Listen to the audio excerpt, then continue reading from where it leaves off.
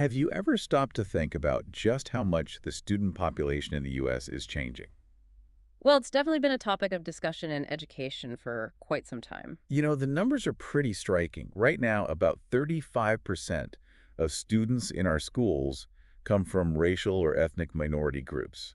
Yeah, that's a significant portion for sure. And get this, projections show that by 2050, that number could very well jump to over 50%. Wow, that's a huge shift. It really makes you think about how we're preparing to educate this new generation of students. Absolutely. It raises some big questions about whether our education system is truly designed to serve such a diverse group of learners effectively. And that's exactly what we're going to be diving into today. Oh, this sounds interesting. We're taking a deep dive into an article called Teaching the Children of a New America. And you know what makes this article particularly interesting? It was written over 20 years ago. Oh, wow. So we're going back in time a bit. Yeah, way back to the year 2000. But don't worry, it's not just a history lesson. We're going to see how relevant the ideas in this article are to what's happening in education today. I'm curious to hear more. Now, this article wasn't written by just anyone. It was co-authored by three really prominent figures in education. Dr. Mary Futrell, who was the dean of the Graduate School of Education at George Washington University, Joel Gomez, who was the interim associate dean there, and Dr. Dana T. Bedden, the principal of a top-performing high school called School Without Walls, right here in D.C. An impressive group of authors for sure. And guess what? Dr. Bedden is still active in education today. He's actually wrapping up his 22nd year as a superintendent of schools. That's incredible. He must have a wealth of experience to share. He really does. So you might be wondering, why are we going back over 2 decades to look at this article? Well, we want to explore a few key questions. First, how much of what they observed and recommended back then still holds true today? Good question. Things have probably changed a lot in education since then. Definitely. And that's our second question. What's different now compared to back then? And perhaps most importantly, what valuable insights can current leaders in education take away from this historical perspective, to help them navigate the challenges they face today? That's a really relevant angle. I mean, we can always learn from the past, right? Absolutely. So let's jump right into it. The article starts by talking about the growing diversity of the U.S. and how that's mirrored in our schools, colleges, and universities. Makes sense. It's a trend that's been happening for a while. But they didn't just talk about it in general terms. They actually cited some specific numbers from that time. Around 35% of K-12 students were classified as minorities back then. I remember those numbers being pretty significant even back then. And they projected that by 2050, that number would reach 51%. It's pretty amazing to see how accurate their predictions were. It really shows how these demographic trends have been unfolding for a long time. And it really makes you wonder, does that picture they painted back then, with those projections, match what you're seeing in your own communities and schools today? I think it would be fascinating for our listeners to reflect on that. Another really interesting point they made was that the old idea of America as a melting pot was becoming outdated even back then. The melting pot metaphor. Yeah, the idea that everyone blends together into this single, uniform culture. They argued that we were more like a wonderful mix of cultures and races, which is a really different way of looking at it. It's a subtle difference, but it has some really big implications for education. It really does. Yeah. So moving on, the article then tackles this really important question. Will we as a nation ever truly achieve educational equity for this increasingly diverse group of students? It's a tough question, and they presented some pretty sobering data to highlight the challenges. I'd be curious to hear some of those statistics. Well, for one, they highlighted that around a quarter of all school-aged children back then were living in poverty, and over a third of them had limited English proficiency.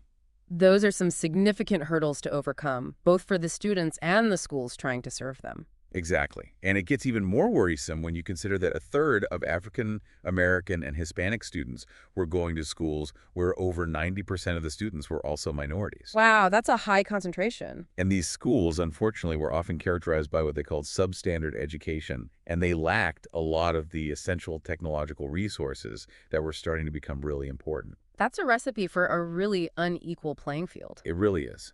And it wasn't just about the physical stuff. They also pointed out a disparity in teacher quality. Minority and low-income students were much more likely to be taught by teachers who had alternative certifications or were long-term substitutes. That raises some concerns about the level of experience and preparation those teachers had. It definitely does. As you're listening, it's worth asking yourself, Have those disparities in resources and teacher quality persisted or even gotten worse in your communities over the past 2 decades? It's a question that deserves some serious reflection. Now, the article goes on to critique the dominant educational models of that time. I'm interested to hear what they had to say about that. Well, they talked about this idea of an industrial model of mass production in education, and they argued that it was failing to equip students with the critical thinking skills they would need for the future. The industrial model. Oh. That's a pretty powerful image. Yeah, they were basically saying that schools were operating like factories, Huh. churning out standardized products instead of fostering individual talents and different ways of learning. I can see how that approach could stifle creativity and critical thinking. Absolutely. And this critique of the industrial model directly connects to their concerns about teacher preparedness. They mentioned that a whopping 80% of teachers back then said they felt unprepared for a lot of the everyday challenges they face in the classroom. 80%. That's a really high number. It is. And it included things like effectively teaching students with disabilities, supporting those with limited English skills, and even incorporating technology into their lessons, which was just starting to emerge as a big thing. It sounds like there was a disconnect between what teachers were being trained for and what they were actually encountering in their classrooms. Definitely. And to add to that, Joel Gomez, one of the authors, did his own survey of education deans, and guess what he found?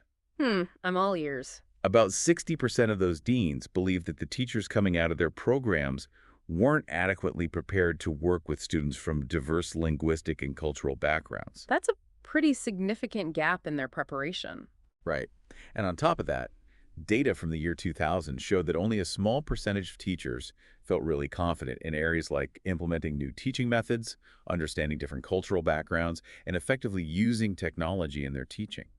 So it sounds like there were some major shortcomings in teacher training programs back then. Exactly, and the authors saw this as a huge problem. They made a strong recommendation that schools of education needed to seriously rethink and restructure their curricula to properly prepare future teachers for working with diverse learners. That makes sense. If the student population is changing, teacher training needs to change too. Absolutely, and they weren't talking about just adding a few new courses here and there. They were calling for a complete overhaul. They said that what's taught in teacher preparation programs should align with the actual knowledge and skills that teachers need on the ground in their classrooms. So a more practical approach focused on real-world application. Precisely. They emphasized the need for teachers to have a deep understanding of things like learning strategies, using research to inform their teaching, and working with student data to tailor their instruction. All essential skills for effective teaching. Right. And they also suggested that professional development schools could be a really good way to bridge the gap between theory and practice. What exactly are professional development schools? It's basically where teacher candidates, experienced mentors, and teacher educators can all work together in a real school setting. It's like creating a community of practice where everyone's learning from each other. That sounds like a great way to get hands-on experience and learn from those who are already in the field. It really is. Now, shifting gears a bit, let's talk about why all of this is still incredibly relevant for education leaders today. I'm really interested to hear about that. Okay, so the authors of this article pointed out some pretty big systemic issues.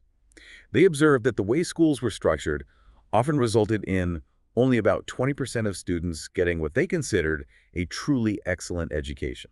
And I'm guessing those who weren't getting that excellent education were disproportionately from minority or low-income backgrounds. You guessed it. It's like the system was unintentionally sorting students, and the ones who were most likely to miss out were the ones who needed the most support. And then they said something that's really stuck with me. No nation in the 21st century will be able to sustain this type of educational misfeasance and expect to remain a leader among nations. Wow, that's a powerful statement. It is, right? It highlights the huge consequences of failing to provide quality education for all students. It's a matter of both social justice and national competitiveness. Exactly.